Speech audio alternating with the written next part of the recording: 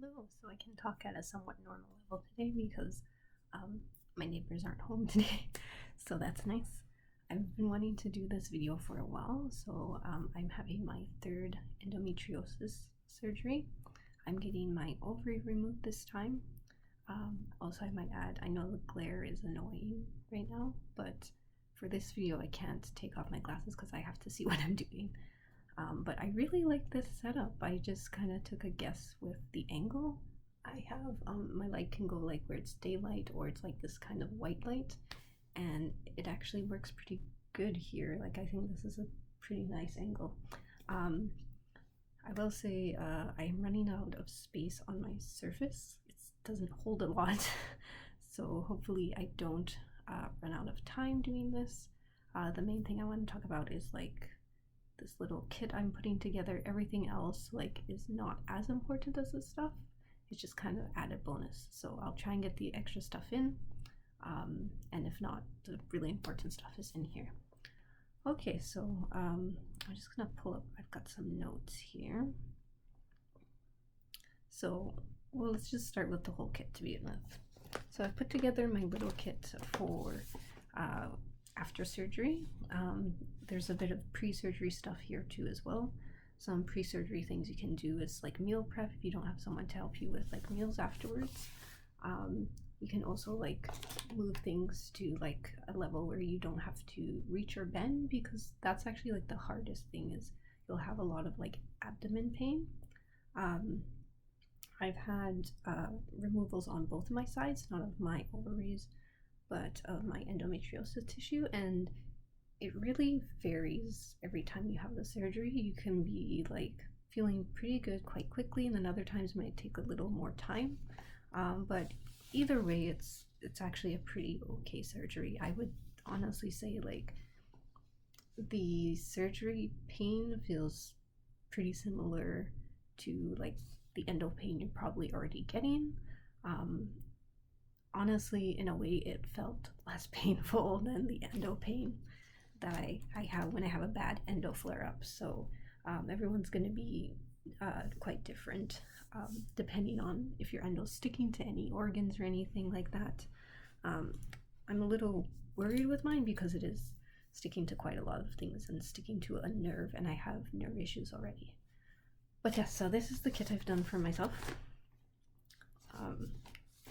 I didn't like go buy extra stuff. I just took like a basket I already had and I just rearranged stuff in my place so I could have this nice little basket.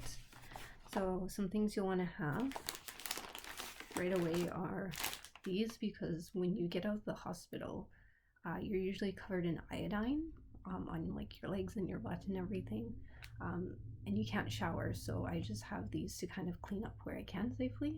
And just for the first, I think it's a day or two you can't shower, I can't remember. They'll give me a sheet afterwards. So these are just nice for freshening up. Also, if you're like really tired too, which you will be, you might not want to shower, so these are kind of nice. This is all like my allergy pills, some tape. We've got band-aids and things. I like the large ones. You can always cut them down to size. Basically, this is for when you're able to change your bandages. I recommend doing that just so stuff is kept clean. Way down the line, when my steri strips are safe to come off, I actually do have extra steri strips in case any come like loose too soon, or just to help stuff stay closed better. There will be a point where like you really won't need the steri strips, but I still use them just to help everything stay together better, for like less scarring and whatnot. So there's not like the stretch scarring, if that makes sense. I don't know how to explain that. It's just going to be like a line then, opposed to like the stretch scar. I could actually show you what I mean. I have it on my leg, but it won't be like, well, you hope it won't be like, I can't show it. It's a weird angle. Anyways, I tried. Oh, and then I've got my surgery sponges for before. So you do one the night before and one the morning off. I also have my cup for, oh, what is this on here? Okay, I was just checking if there's anything private there. It's not, thankfully. But you need like a container for taking in your first pee sample in the morning. So I have that.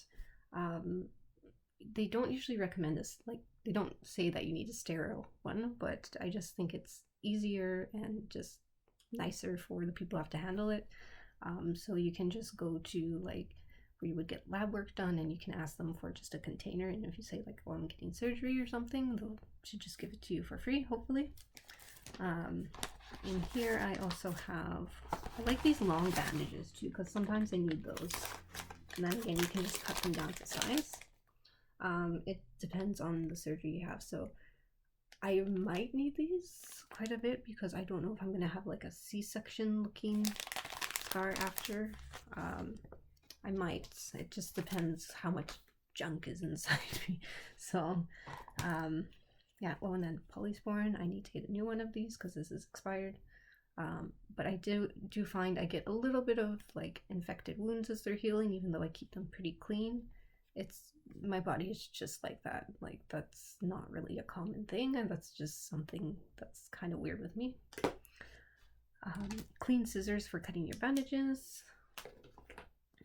I would recommend gloves too, but I kind of found like I could, it's just worked better if I washed my hands before because it's a little finicky, and I don't have money for gloves right now, actually. As many of you know, I'm like actually quite poor. So this is like all stuff I built up this like over months basically, and whilst I was still employed, but I'm not now. Yeah, and then I also had these face masks already. I like using these like on the later days that I'm healing. It's just kind of a nice thing to, you know, brighten up your day. These aren't needed. These aren't mandatory.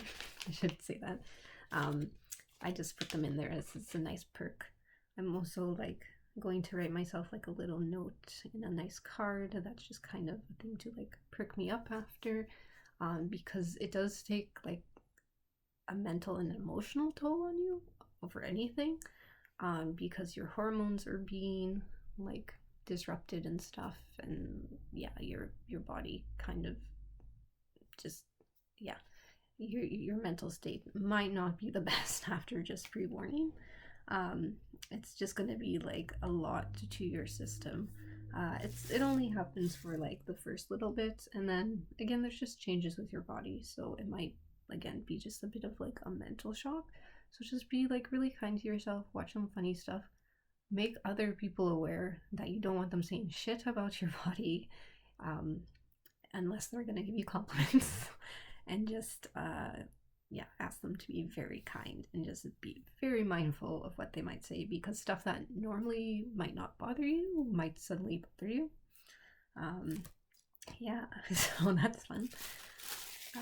This is handy to have. It's just a little shower cap because you might not want to wash your hair every day. It's going to be kind of hard because if you have to do any of this reaching, it tends to pull. I also had a lot of shoulder pain, but I also have fibromyalgia, so I get a fibro flare-up after this too, which is really painful.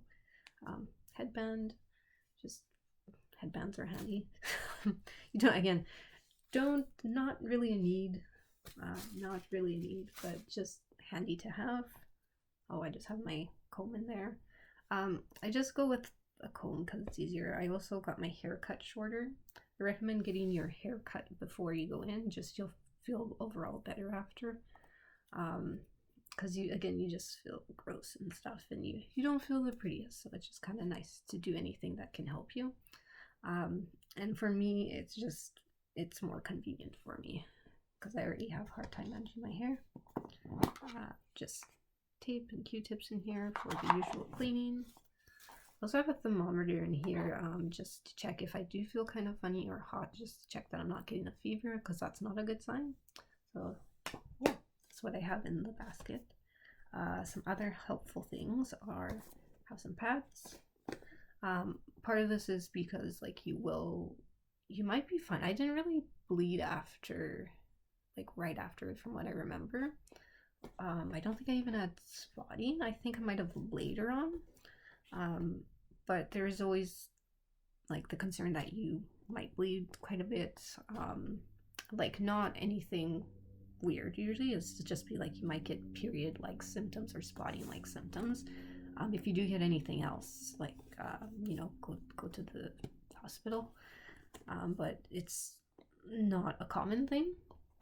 Yeah, so pads. I also got these because I'm also worried about peeing myself, and that can kind of happen with some people, and also because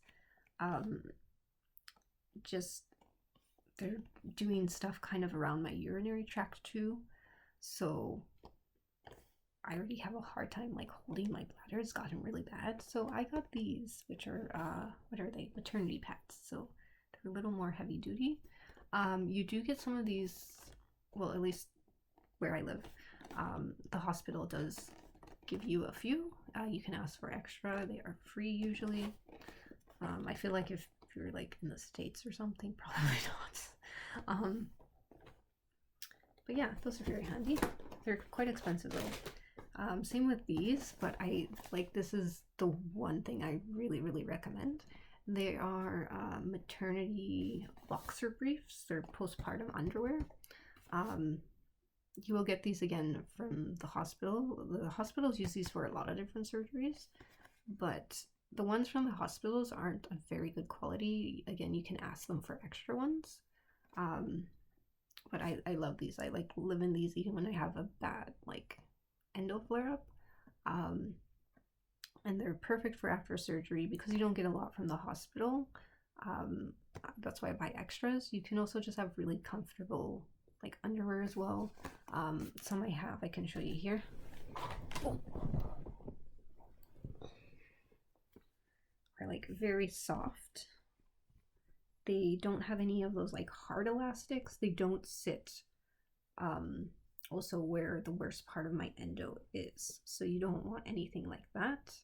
You don't want anything that's going to put pressure on the area, basically.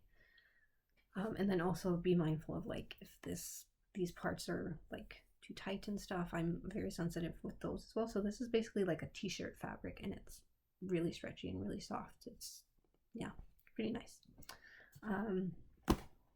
Yeah, but about these, so another way I tried to get more out of them too is the first few days I have the hospital ones, I end up like just throwing those ones out usually because they're pretty nasty the first few days till you're able to shower, right? Because you still have like some mess on you and things. But what I did do the very first time, I couldn't afford these and didn't even know of these. I actually did just wash the ones I had, and I just hand washed them. I didn't do them. I had someone helping me and they hand washed them for me. Or you could even possibly put them on the hand wash cycle and in a garment bag, like, you know, for the laundry to kind of protect them, and just hang dry them. Don't put them in the dryer because they have like a spandex to them or elastic, and they'll get ruined in the dryer. So with these ones, I do get more use out of them by washing them how I mentioned. And yeah, they're super comfy and super nice. And then they can just kind of act as your pants too for the time, because you don't really want to wear pants, honestly. It's, some people I've seen do, but I can't stand pants afterwards. So that's why I usually just wear like a nightie afterwards. That's really easy to get into. Something like this one. And I go with like a darker one just in case I get any like blood stains or anything. But you can see like it's really easy for me to slip on because it's not like with sleeves and things like that. And then if you are cold, I just recommend getting something like this, right, where you can just slip it on this way. And this is actually what I go to surgery in, is this shirt, because I can button it in the front and remove it, because again, you can't move your arms and your waist very well. And then for pants, I use like something like this, which is very stretchy and very soft and loose. It looks like it's kind of an aggressive band, but it's one of my most like loose pants. Yeah. The other things I would also recommend, because I still have time here, I think it's gonna hold out.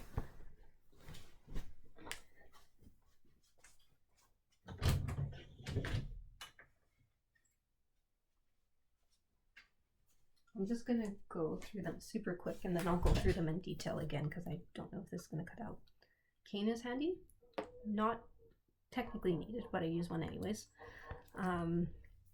So this is like this I would really only get if you're like, kind of taking care of yourself. And like you're supposed to have someone with you for at least the first 24 hours, but maybe after you might not.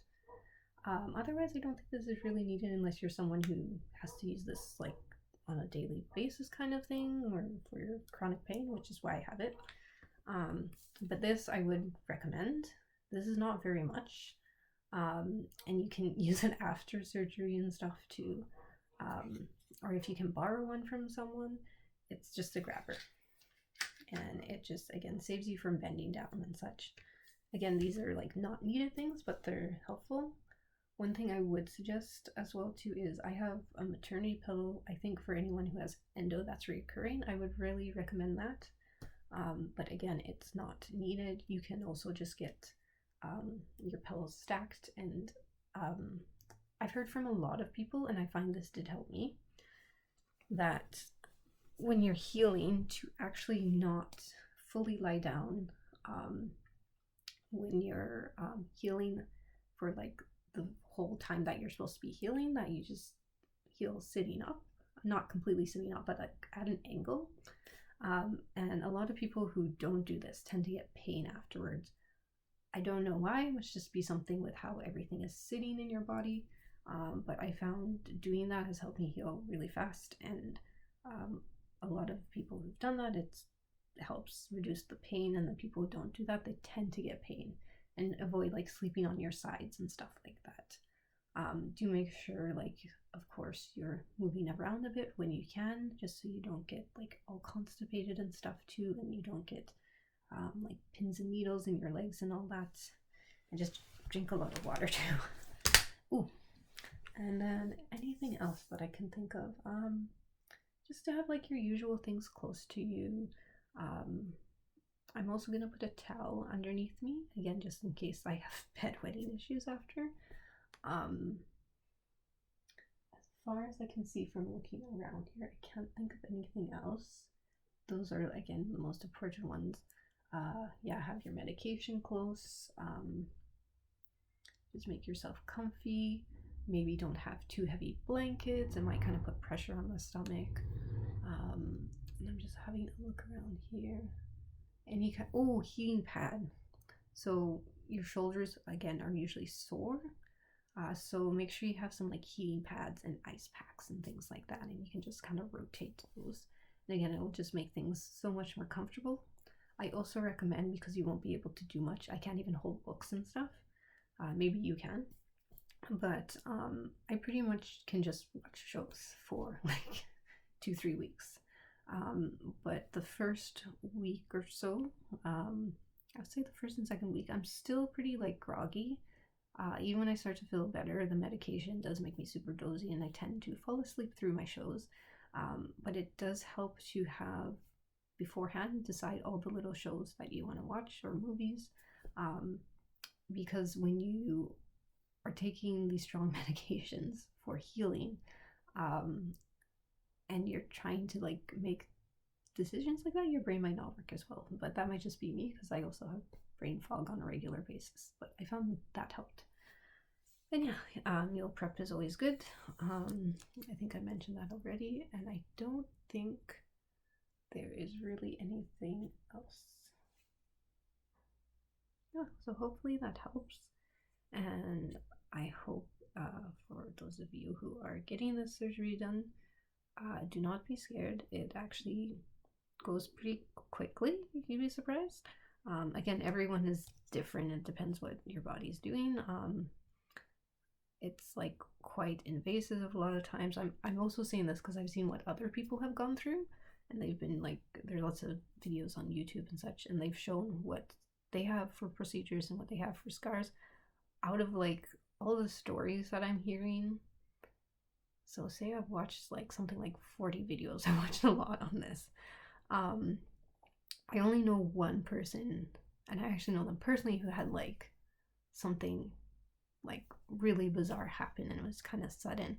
But other than that, most people are pretty okay. And again, you wake up, you'll have a bit of sore throat, usually from like the tubes they put in you. They usually give you like popsicles, have lots of yogurt, things to cool your throat, and that will go away. I'm really bad for getting that, and I can usually get it to go away within like three to 5 days if you just kind of have like stuff to keep your throat like soothed and whatnot. Oh, and then some people need laxatives as well. I luckily don't need them. I usually have like tea or something, and it kind of helps me go, or like warm water, thankfully, because I can't really take laxatives. So yeah, that's recommended as well. And just like don't force your like going to the washroom. Just let it happen when it needs to happen. I do also have a squatty potty, which kind of helps. So if you don't know what that is, you can Google squatty potty. It's like the thing to help you poo. Oh, and then also like when you shower, it might be helpful if you have like a little shower chair. Even if you just get like a little plastic stool from the dollar store, it might like be easier for you. And I also have like a hose thing. So if you already have that in your place, like definitely use that. It's much easier.